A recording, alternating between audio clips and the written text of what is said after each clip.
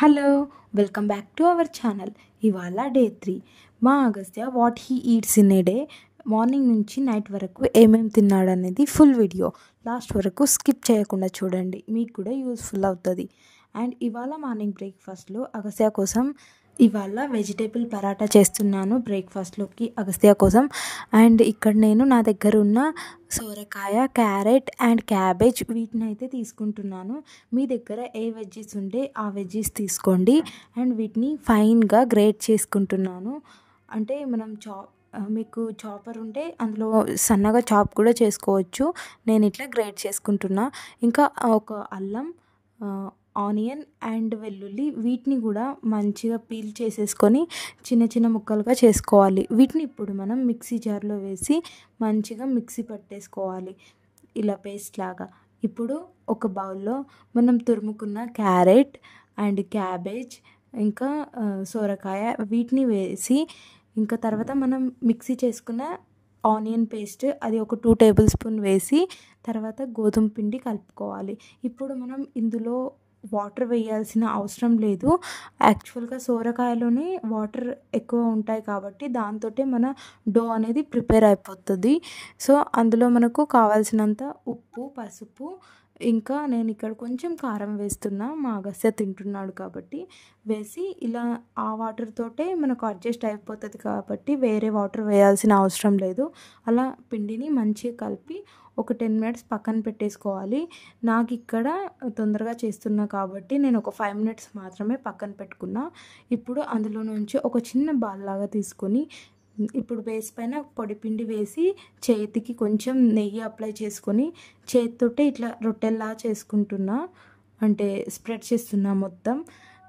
దీన్ని మీరు చపాతీ రోలర్ తోటి కూడా చేసుకోవచ్చు, కానీ నాది సొరకాయ ఎక్కువ అవ్వడం వల్ల పిండి కొంచెం పలచగా అయింది.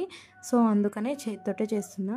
ఇప్పుడు పెన వేడైన తర్వాత దానిపైన కొంచెం నెయ్యిని అప్లై చేసుకోవాలి. నెయ్యి అప్లై చేసిన దానిపైన మన ఈ సొరకాయతో చేసిన పరాటాని వేసి మంచిగా 2 సైడ్లు కాల్చుకోవాలి. ఇలా మంచిగా కాలిన తర్వాత ఇలా బేబీకి ఇచ్చేయడమే వాడి కోసం. ఇలా చూడండి, మనం ఎంత ఇట్లా టచ్ చేసి ఏం చేసినా కూడా ఎంత సాఫ్ట్గా ఉన్నాయో. నిజంగా ఇవైతే టేస్ట్ కూడా చాలా బాగుంటాయి సోరకాయతోటి.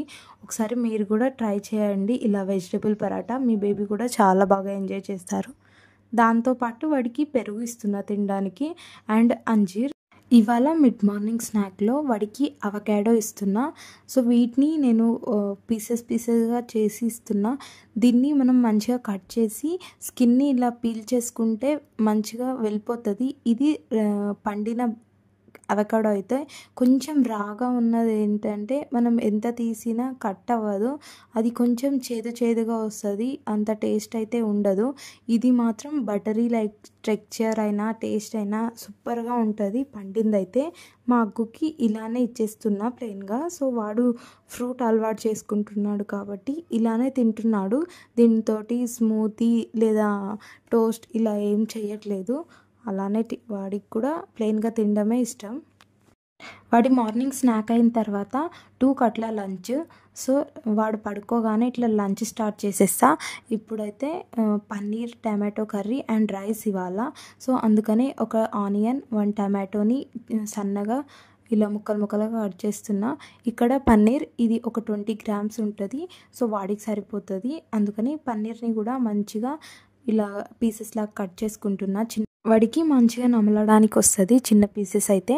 తర్వాత స్టవ్ పైన ఒక ప్యాన్ పెట్టుకొని అది వేడైన తర్వాత అందులో నెయ్యి, ఆయిల్ అది ఆప్షనల్, నేనైతే నెయ్యి పోస్తున్నా. నెయ్యి కొంచెం వేడెక్కాక అందులో జీలకర్ర అండ్ కొంచెం ఆనియన్ వేసి కొంచెం సాటే చేసుకోవాలి. అవి కొంచెం చేంజ్ అయ్యాక సాఫ్ట్గా వచ్చిన తర్వాత గార్లిక్ జింజర్ పేస్ట్ వేసేసి మంచిగా ఇంకోసారి ఇలా సాటే చేసుకోవాలి. తర్వాత మనం కట్ చేసుకున్న టమాటోని వేసేసి కొద్దిగా సాటే చేసి ఉప్పు, పసుపు, పెప్పర్ పౌడర్ వేసేసుకొని ఇంకోసారి ఇలా సాటే చేసుకోవాలి.